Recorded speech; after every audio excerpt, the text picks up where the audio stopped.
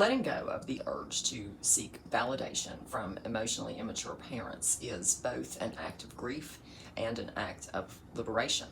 It means acknowledging the love, approval, or accountability that you had hoped for isn't coming, and you're no longer bargaining with reality. Emotionally unsafe parents typically respond with dismissal, guilt, ridicule, minimization, or control when their child expresses a need.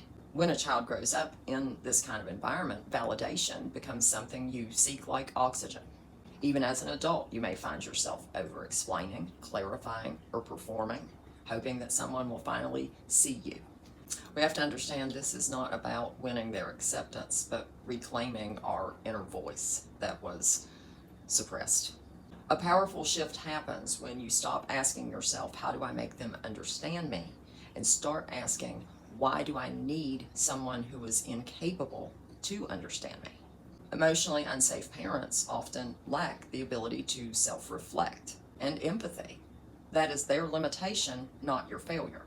You are not unfinished or unworthy because they refuse to recognize your humanity. And once you begin to see their emotional limitations clearly, you can stop internalizing their limits as part of your worth. Detaching from validation doesn't mean becoming unfeeling or cold. It means moving from one day hoping they'll change to accepting what they repeatedly show you. This acceptance hurts, but it is freeing. It allows you to stop rehearsing speeches in your head. It allows you to stop trying to prove your pain. It allows you to stop shrinking or contorting yourself in an attempt to get their approval. Emotional safety is something that a child should not have to earn. When you grow into that truth, you start setting boundaries. Boundaries are not to punish, they are to protect.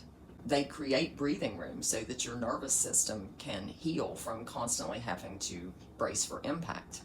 Boundaries are a way to keep emotionally immature people in our lives, but if they can't be respected, they often can't stay in our lives. Healing requires building new sources of validation.